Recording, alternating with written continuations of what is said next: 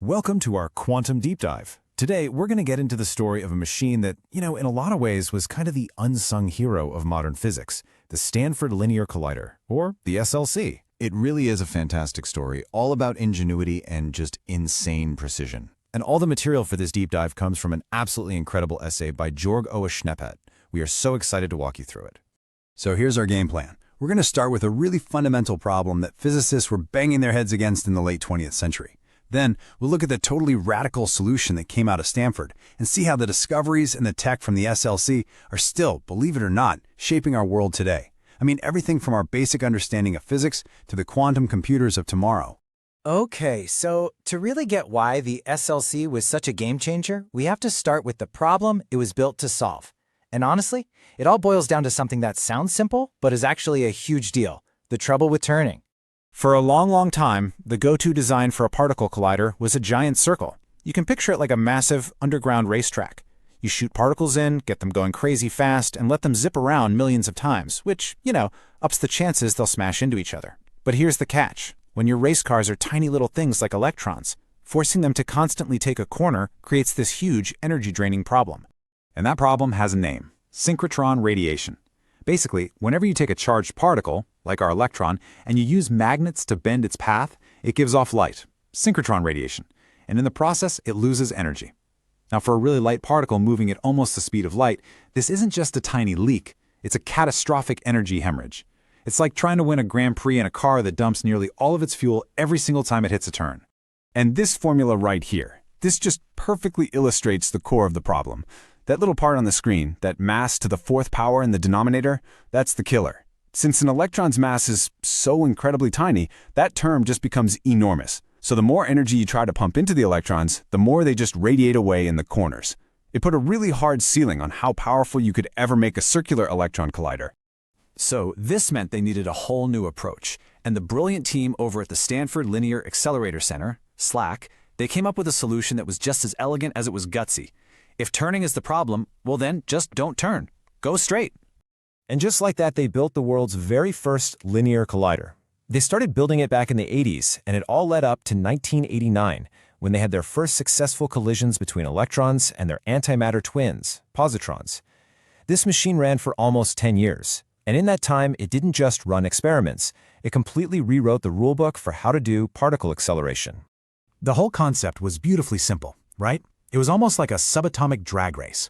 First, you whip up two beams, one of electrons, one of positrons. Then, you slam the accelerator and blast them down a 2-mile-long straight pipe, getting them to unbelievable energies. At the very end, super powerful magnets split the beams, whip them around in these tight arcs, and aim them right at each other for one single head-on smash.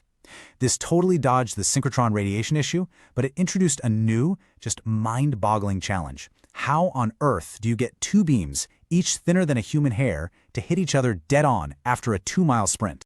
In the collider world, the magic word is luminosity. It's basically how many collisions you can get per second, and the SLC's design made this really tricky. See, in a circular collider, the beams cross each other millions of times, so you get lots of chances for a collision. But at the SLC, it was one shot. That's it. One and done. To get enough collisions to actually do science, they had to squeeze those particle beams down to a ridiculously small point. We're talking just a few micrometers across, and make sure they met perfectly pulse after pulse. The level of precision they needed was just, it was completely unprecedented. Every great machine, every great instrument needs a purpose, right? A grand challenge. For the Stanford Linear Collider, that defining mission became turning itself into a Z-boson factory. So the Z-boson, it's one of the universe's fundamental force-carrying particles. It's kind of like a heavyweight cousin of the photon. And what the SLC could do was amazing. By tuning the collision energy of the electrons and positrons to exactly 91 giga-electron volts, which is the precise mass of the Z-boson, they could crank them out in huge numbers. This lets scientists put the Z-boson under a microscope like never before. And in doing that, they could test the very foundations of the standard model of particle physics. And focusing on the Z-boson like this allowed the SLC to answer one of the deepest questions in all of science. We knew about 3 families of matter particles, but were there more? A fourth? Maybe a fifth? By studying exactly how the Z-boson fell apart or decayed, scientists figured out they could actually count the number of light neutrino types, which would then tell them how many particle families exist. Just an incredible idea. Okay, so here's how they did it. The Z boson can decay into particles we can't see, like neutrinos. So the physicists at the SLC measured the total decay rate. Then they subtracted all the decays they could see. What was left over was the invisible part. And from that, they could calculate the number of light neutrino families with just stunning precision. The number they ended up with was 2.984, plus or minus a tiny, tiny error margin. And that number, that was the answer. It wasn't 4, it wasn't 5. It was, for all practical purposes, exactly 3. This single measurement confirmed that there are only 3 families of matter in our universe. It was an absolute landmark achievement, just a beautiful and profound confirmation of the Standard Model that totally reshaped our cosmic blueprint. But, the SLC story doesn't just end with a number on a page. Actually, its most lasting legacy might not even be the physics it discovered. It might be the technology it had to invent along the way.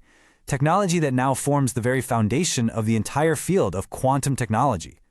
Oh, absolutely. To make this one-shot collider actually work, the SLC team had to become absolute masters of control at a quantum level. They had to create vacuums purer than deep space that stretched for miles. They had to time particle bunches with sub-picosecond accuracy that's less than a trillionth of a second. They pioneered these active feedback systems to keep the beam stable against the tiniest little vibrations.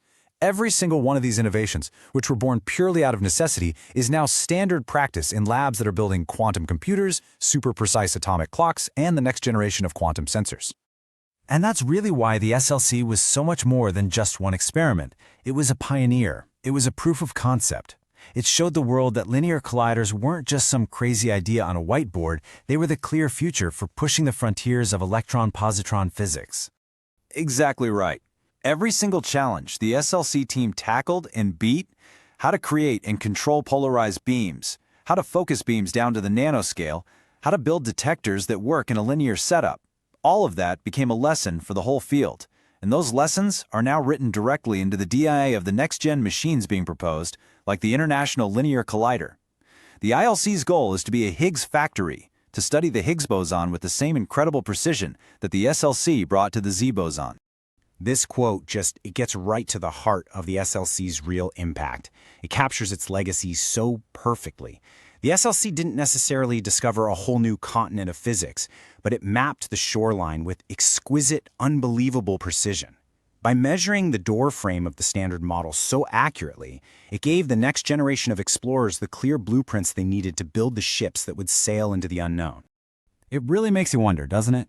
Our next huge discovery, whatever it is, it might feel like it comes out of nowhere, but it will almost certainly be standing on the shoulders of these quiet foundational giants like the SLC. We want to give a huge thank you to Jörg O.A. Schneppen for the incredible essay that this whole explainer was based on.